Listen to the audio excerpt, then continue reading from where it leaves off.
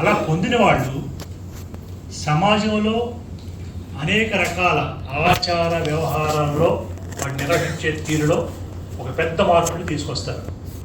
అలా తీసుకొచ్చిన మార్పులు సమాజంలో ఉన్న అందరి మీద కూడా ప్రభావం చూపిస్తాయి. ఇప్పుడు అలాంటి మార్పులు ఏమిటి? పెళ్ళిళ్ళకు సంబంధించి ఒకప్పుడు పెళ్ళి ఒక దగ్గర చేయడం, ఇంటి దగ్గర పందిరేసి, లేకపోతే విశాలమైన స్థలంలో పందిరి వేసి, లేకపోతే కళ్యాణ మండపంలో చేసి. ఈరోజు ఆ ధోరణి పూర్తిగా మారిపోయింది. పెళ్ళి అనేది ఒక పెద్ద ఈవెంట్గా మారిపోయింది. ఆ ఈవెంట్ నిర్వహించడం కోసం మళ్ళీ వేరేగా ఒక టీమ్స్, ప్రత్యేకమైన పరిశ్రమ, దానికి ప్రత్యేకమైన రంగం. వాళ్ళు ఆ వేదికను ఎలా నిర్మించాలి, ఏ ఏ పద్ధతుల్లో పెళ్లి చేయాలి, పెళ్లి కూతురు ఎలా రావాలి, ఎలాంటి బట్టలు వేసుకోవాలి, ఎలాంటి పాట పాడాలి, ఇవన్నీ నిర్ణయిస్తాయి. దానికన్నా ముందే ప్రీ వెడ్డింగ్ షూట్, రకరకాల ఫోటోలు, రకరకాల పద్ధతులు విచిత్రంగా ఉంటాయి. కొంతమంది పెళ్లికి ముందే వేరే దేశాలకు వెళ్ళి అక్కడ కూడా షూట్ చేసేవాళ్ళు, మన నయా సంపన్న తరగతి ఇవన్నీ చేస్తాయి. పెళ్ళి అనేది ఒక రోజు పెళ్ళి అనుకుంటే వాడు కనీసం ఒక 10-15 రకాల పెళ్ళిళ్ళు చేసేట్టుగా కార్యక్రమాలు చేస్తున్నారు.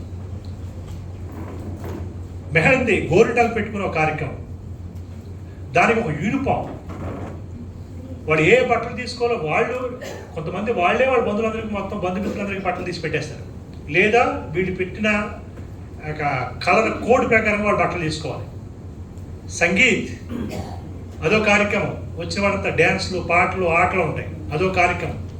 సినిమా షూటింగ్, సినిమా వాళ్ళు ఎలా చేస్తారో అంతకు మించిపోయి సినిమాలో టేకింగ్లు ఉంటాయి. 1, 2, 3, 4 బోర్డు టేక్స్ ఉంటాయి. ఇక టేక్స్ ఉండవు, సింగిల్గా ముందు ప్రిపేర్ అయిపోయి, దీనికి నెల రోజుల ముందు నుంచి ఆ కుటుంబానికి సంబంధించిన వాళ్ళు, బంధుమిత్రులు డ్యాన్స్ ప్రిపరేషన్, దాన్ని మళ్ళీ డ్యాన్స్ నేర్పేవాళ్ళు, అదొక పరిశ్రమ. ఇవన్నీ దశలుగా జరిగి పెళ్ళిళ్ళని పెద్ద వైభోగంగా, పెద్ద ఖర్చుతో కూడిన పనిగా, అదొక స్టేటస్ సింబల్గా మార్చేస్తారు. వాళ్ళు చేసింది అక్కడే ఉండిపోదు కదా. వాళ్ళంటి వాళ్ళు ఎవరైనా బంధుమిత్రులుగా, లేకపోతే మనం పెళ్ళికి వెళ్తే అది చూసిన వాళ్ళు, ఆ తర్వాత ఆ ప్రభావం ఏడమే పడి వాళ్ళు ఇందాక మనం చెప్పుకుంటున్న పద్ధతుల్లో లబ్ధి పొంది, రియల్ ఎస్టేట్ వ్యాపారం చేసో, లేకపోతే ఎక్కడ పెద్ద గనిని కొట్టేసో, ఇసుక అమ్ముకోనో, మట్టి అమ్ముకోనో, లేదా మరో ఏదో పని చేసో డబ్బులు సంపాదించిన వాళ్ళు కోట్లు ఖర్చు పెడతారు. మరి మామూలుగా బతికేవాళ్ళు వీళ్ళు కూడా అంత కాకపోయినా కొంతైనా ఆ పద్ధతిలో చేయాలనే ఒక స్పృహ అనేది మనకి పెరుగుతుంది సమాజంలో. ఇది ఒక ఆందోళనకరమైనది మనకు కనబడుతుంది. ఇది ఇందాక మనం చెప్పుకున్న సంస్కృతి అంతా పైనుంచి ఉత్తరాది ప్రాంతం నుంచి మనకి దిగుమతి అయింది. వాళ్ళకు కొన్ని ఉన్నవి మన దగ్గరకు వచ్చిన తర్వాత ఇంకొంచెం మారుతున్నాయి. సినిమాలకు ఎవరైతే పనిచేస్తున్నారో, ఈ దాన్ని ఏమంటాం, ఆర్ట్ డైరెక్టర్స్ అంటాం, ఈ సెట్లు వేసేవాళ్ళు, ఆ ఆర్ట్ డైరెక్టర్లో ఈ పెళ్లి మండపాలు వేస్తున్నారు. అది ఎలా ఉండాలి డిజైన్, దానికోసం సాధారణంగా పెళ్లి మండపాలు కట్టినప్పుడు ఆ మండపాలన్నీ రెడీమేడ్గా ఉంటే వాళ్ళు తెచ్చి పెడతారు, ఈ పెళ్లికి ఇంకో పెళ్లికి ఉపయోగిస్తారు. ఇది ఈ పెళ్లి కోసమే తయారు చేస్తారు మండపం, ఈ పెళ్లి కోసమే మండపం తయారు చేస్తారు. మొత్తం మెటీరియల్ అంతా దీనికోసమే. ఇది అయిపోయిన తర్వాత అది పోతుంది అన్నమాట. ఇలాంటి ధోరణి. ఇక ఈ కొంతమంది ఇక్కడ కాదు పెళ్ళిళ్ళు, స్వర్గంలోనే జరుగుతాయి కదా, అట్లా స్వర్గానికి టికెట్ ఉండట్లేదు, ఇంకా ఉంటే అక్కడ కూడా చంద్రమండలానికి ఏమైనా అవకాశం ఉంటే అక్కడ కూడా పెళ్లి జరుగుతాయి. ఇప్పుడు స్విట్జర్లాండ్, దుబాయ్ డెస్టినేషన్ ఇవి కూడా పెద్ద ఎత్తున జరుగుతున్నాయి. డెస్టినేషన్ మ్యారేజెస్ ఇవి కొంతమంది విమానంలో పెళ్లి, ఇవి ఇతర దేశాల్లో మనకు కనబడుతుంటాయి. సముద్రం లోపల ఇలాంటి విచిత్రంగా ఉంటుంటే ఇవి కూడా జరుగుతాయి. ఇది ఒక పద్ధతి. అదే సందర్భంలో పెళ్ళిళ్ళని కొంతమంది ఆ మధ్య ఒక ఐఏఎస్ ఆఫీసర్ జంట ఇద్దరు కలిపి వాళ్ళు స్టేజ్ మీదే పెళ్లి చేసుకొని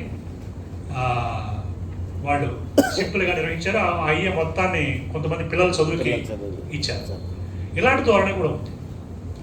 ఇలాంటి ధోరణి మనం ప్రోత్సహించాలి. మన దగ్గర ఉండే మన కుటుంబాల్లో ఆ తరహా పద్ధతులు పాటించడం, మిగతా వాడికి ఇది పాటించదగిందని చెప్పడం. ఇది ఎలా ఉంటుందంటే ఖర్చు పెట్టకపోవడం అనేది ఒక చేతగాంతనంగా ప్రచారం జరిగిపోతుంది సమాజంలో. ఖర్చు పెట్టడం ఎదవైతనం అనేట్టుగా ప్రచారం జరగాలి ఇటువైపు నుంచి. ఇది బలంగా ఉంటే ఇటువైపు వస్తారు, అటు బలంగా ఉంటే అటువైపు అప్పు చేసి పెడతారు. ఇది మన బలాబట్టి ఉంది. మన బలం ప్రస్తుతానికి అది వెలవాయితనం అనేంత నిరూపించేట్టుగా లేదు. మనం అలా కాకుండా ఉంటే కొంచెం బెటర్గా ఉంటుంది. తర్వాతది ఈ పుట్టినరోజు వేడుకలు కూడా ఇంత పెద్ద ఎత్తున జరుగుతాయి. పుట్టినరోజు ఇవి అంత ఇదిగా జరిగేది. పుట్టిన వేడుక జరిగేది జస్ట్ ఆ కుటుంబ సభ్యుల మధ్య జరిగేది. ఇప్పుడు అదొక పెద్ద ఈవెంట్గా మారిపోయింది. అన్ని ఈవెంట్సే, నిర్వహించేవాళ్ళు వేరేగా వస్తున్నారు. అదొక ఈవెంట్ మేనేజ్మెంట్ అనేది ఈ కాలంలో అభివృద్ధి అయిన ఒక రంగం, ప్రత్యేక రంగంగా ఉంది. ఇది కల్చరల్గా వచ్చిన మనం గమనించదగిన మార్పులో ఇది ఒకటి.